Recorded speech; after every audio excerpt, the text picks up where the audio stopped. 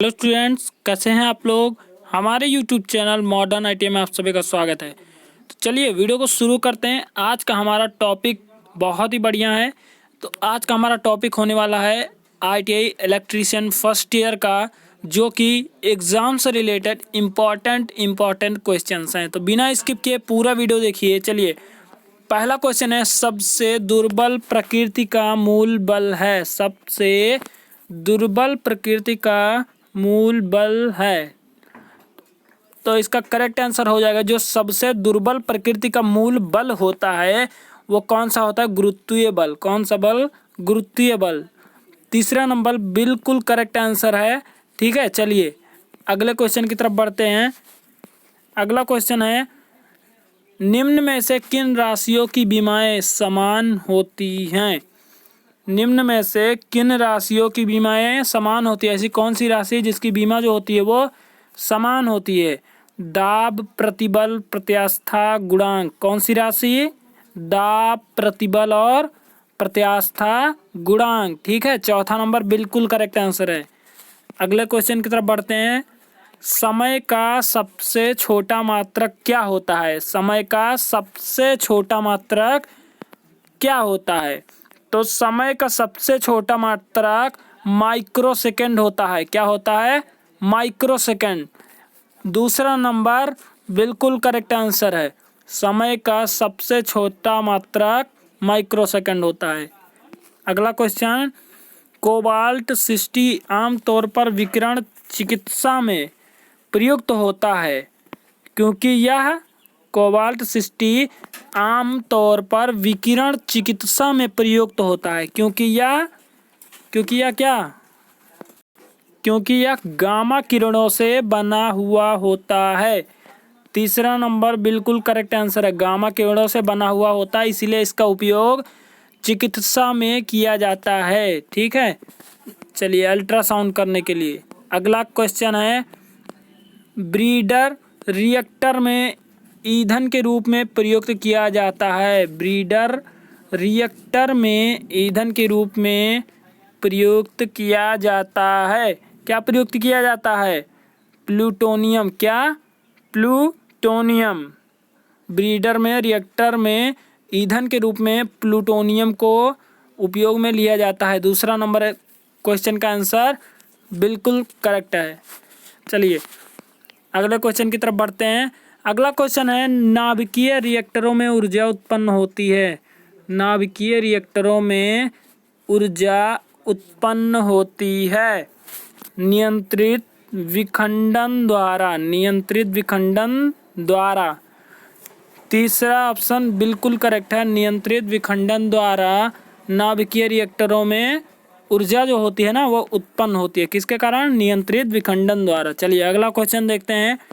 परमाणु व नाभिक के खोजकर्ता हैं। परमाणु व नाभिक के खोजकर्ता हैं रदरफोर्ड। परमाणु व नाभिक के खोजकर्ता कौन है? रदरफोर्ड।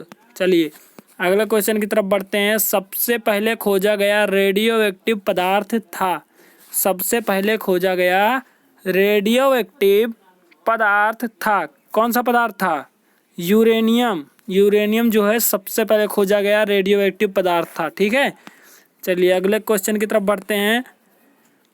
वह पदार्थ जिनमें द्रव्यमान तो होता है तथा वह स्थान घेरते हैं क्या कहलाते हैं? वह पदार्थ जिनमें द्रव्यमान होता है तथा स्थान भी घेरते हैं वह क्या कहलाते हैं? वह क्या कहलाते हैं? तो वह हमारे द्रव्य कहलाते हैं। क्या कहलाते हैं?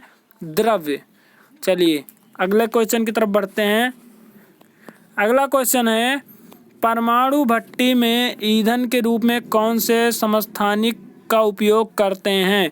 परमाणु भट्टी में ईंधन के रूप में कौन सा समस्थानिक का उपयोग करते हैं? तो कौन सा समस्थानिक है? यूरेनियम। कौन सा है? यूरेनियम। चलिए अगले क्वेश्चन की तरफ बढ़ते हैं। सभी तत्वों के परमाणुओं की संरचना होती है। सभी तत्वों के परमाणुओं की संरचना क्या होती है? तो सभी तत्वों के परमाणुओं की संख्या, प्रत्येक तत्व के परमाणु की संरचना अन्य तत्व से भिन्न होती है। ठीक है, प्रत्येक तत्व के परमाणु की संरचना अन्य तत्व से अलग होती है या भिन्न होती है। दूसरा नंबर बिल्कुल करेक्ट आंसर हो जाएगा। चलिए अगले क्वेश्चन की तरफ बढ़ते हैं। न्यूट्रॉन की खोज किसने की थी? न्यूट्रॉन की खोज किसने की थी? तो न्यूट्रॉन की खोज चैडविक ने की थी। किसने की थी? चैडविक ने। चलिए अगले क्वेश्चन की तरफ बढ़ते हैं। मोमबत्ती का जलना है, मोमबत्ती का जलना है भौतिक व रासायनिक परिवर्तन। मोमबत्ती का जलना भौतिक व रासायनिक परिवर्तन है। ठीक है, अगले क्वेश्चन की तरफ बढ़ते हैं। जिस तत्व के परमाणु में 2 प्रोटॉन 2 न्यूट्रॉन और 2 इलेक्ट्रॉन हो, उस तत्व का द्रव्यमान किसी संख्या का कितना होता है? ये पूछ रहा है जिस तत्व के परमाणुओं में 2 प्रोटॉन 2 न्यूट्रॉन और 2 इलेक्ट्रॉन होते हैं, उस तत्व के द्रव्यमान संख्या में कितने होते हैं। मतलब उस तत्व का जो द्रव्यमान होता है ना, उसमें कितना कौन कौन सा कितना होता है, प्रोटॉन न्यूट्रॉन और इलेक्ट्रॉन।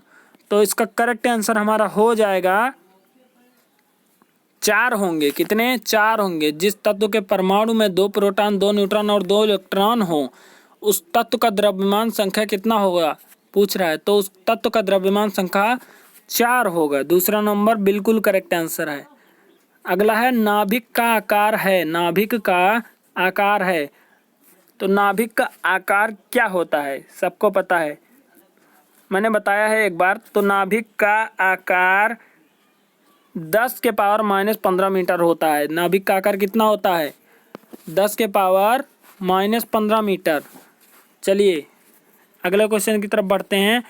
इलेक्ट्रॉन की खोज किसने की थी? ये भी मैं कई बार रिपीट कर चुका हूँ क्योंकि इंपॉर्टेंट क्वेश्चन है, इसलिए बार बार जो इम्पोर्टेंट बहुत ही ज़्यादा इंपॉर्टेंट है वो मैं 2 या 3 बार रिपीट कर देता हूँ जिससे आपको रट जाए। इलेक्ट्रॉन की खोज किसने की थी? Rutherford, J Thomson, Chadwick, Anderson. देखिए ऐसे करके मैं जितना भी इंपॉर्टेंट क्वेश्चन है 2-3 करके ऐसे हर एक वीडियो में आपको देता रहूँगा, जिससे क्या होगा कि आपको क्वेश्चंस याद हो जाएंगे। ठीक है, इलेक्ट्रॉन की खोज किसने की थी? तो इलेक्ट्रॉन की खोज जे थॉमसन ने की थी। किसने की थी? J Thomson. इलेक्ट्रॉन की खोज किसने की थी? J Thomson. चलिए अगले क्वेश्चन की तरफ बढ़ते हैं। परमाणु व परमाणु नाभिक का आकार क्रमशः लेवल में होता है। परमाणु व परमाणु नाभिक का आकार क्रमशः लेवल में होता है। इसका क्या कारण है? क्योंकि एंगस्ट्रॉन व फर्मी इनके कारण परमाणु व परमाणु नाभिक का आकार क्रमशः लेवल में होता है। चलिए अगले क्वेश्चन की तरफ बढ़ते हैं। परमाणु बम का सिद्धांत आधारित है। परमाणु बम का सिद्धांत आधारित है। ये हमने कल की वीडियो में पढ़ा था और आज फिर हम इसको दोहरा रहे हैं। परमाणु बम का सिद्धांत आधारित है। किस पर आधारित है? परमाणु बम का सिद्धांत आधारित है नाभिकीय विखंडन पर। किस पर? नाभिकीय विखंडन पर परमाणु बम का सिद्धांत आधारित है। चलिए अगले क्वेश्चन की तरफ बढ़ते हैं। जहाँ धारा का मान 0 हो, वहाँ विद्युत वाहक बल भी 0 होता है। वहाँ विद्युत वाहक बल भी 0 होता है। इसका क्या कारण है? तो जहाँ धारा का मान 0 हो, वहाँ विद्युत वाहक बल का मान भी 0 होता है, क्योंकि विभवांतर हमेशा 0 होता है, जबकि EMF का 0 होना आवश्यक नहीं है। ठीक है, चलिए अगले क्वेश्चन की तरफ बढ़ते हैं। क्रमशः +VE, -VE तथा उदासीन कण हैं। क्रमशः +VE तथा -VE तथा उदासीन कण हैं। तो इसका करेक्ट आंसर होगा PE तथा N। PE तथा N।